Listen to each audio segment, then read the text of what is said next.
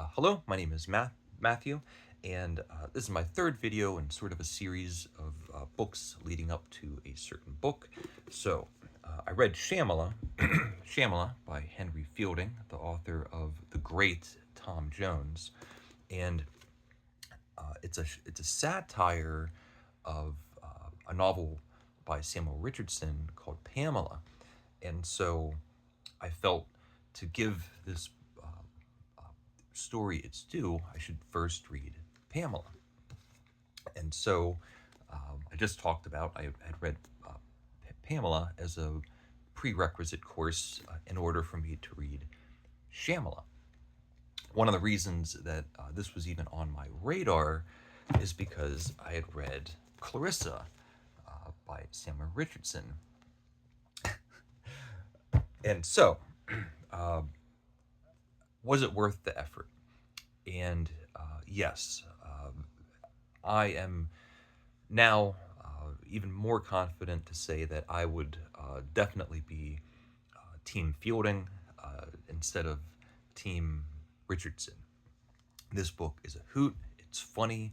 It's poking fun at Richardson, which I think is hilarious that this was happening as they're both published writers. They both have books that are coming out, and this is a send up at the time that Pamela is a best-selling novel in London at the time. Just a really great back and forth, poking the bear, poking fun at a popular writer. Um, and there is so much mockery and good natured fun. I'm trying to look at the beginning. Now, Shamela is notably shorter than any of the books that I've been holding up, and I'm looking through the notes. So this little short story is the satire of Pamela, and I almost think that's part of the joke.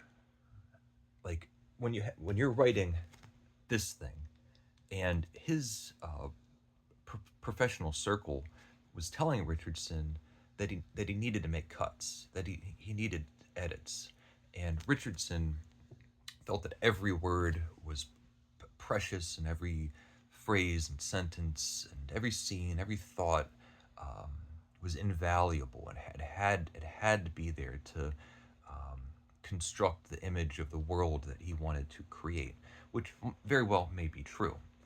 Richardson is almost saying, well, I can do it at a fraction of the words that it takes you.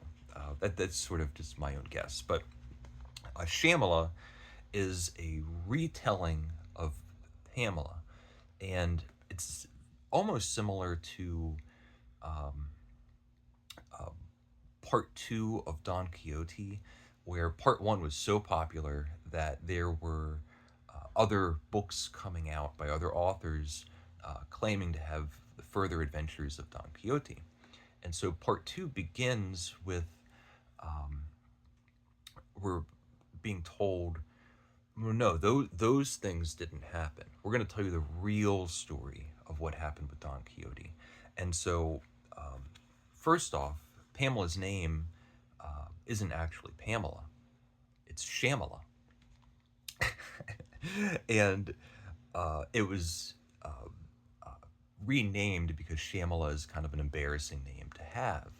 And all of the innocent, naive um, characteristics of Pamela that make her look so pure and golden and good um, were editorial uh, decisions in order to shape the story that they wanted to tell. But actually, she's quite different from the Pamela in the book. And the family members and all the different characters. Um, for one, the characters have more humor. Going through these and thinking about all the sentiments and all the feelings, um, there is something kind of dour and gloomy and hyper focused going through Clarissa and Pamela, um, the the concerns in the book, these girls' concerns, uh, consumes their ever waking moment, which, for the circumstances that they were in, is fair enough. But they never talk about anything else. Having their tea, or having a good laugh, or a moment of levity.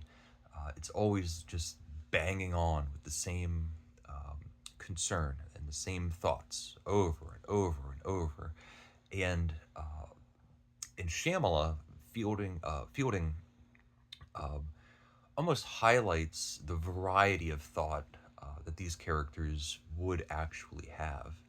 Um, and for all of the nuance and nuance of the sentiments and feelings in Clarissa and Pamela, um, the characters actually feel more human, even in this satire in Shamala, than they do in these other books, because um, they're not archetypal stock characters. They're not just black and white. They can be duplicitous and have more than one motive. They might be good, but also self-serving. Um, and that industrious cataloging that is throughout Richardson's writing is also kind of hilariously poked fun at. It must have been in Pamela, where she's packing her bags and she has her 3 bags. And in her letter, she's writing to her parents, I think. It's this long letter of what she's going to be putting in which bag and showing the servant, this is what's in this bag and this bag. And Fielding has a field day with just almost the insanity of thinking that every thought that goes into your head isn't exactly interesting. I don't need 20 pages on what you had for breakfast, or what you packed in what bag. And it is quite funny. Um, and it almost comes full circle because it's so short that I think to myself, well, my gosh, like, I wish it was longer. And reading Tom Jones, I read that and I thought, oh my gosh, like, this could be twice as long. And then to think about just my any of my favorite books, the Karamazov brothers could be twice as long. And then I think, well, what if an author delivered?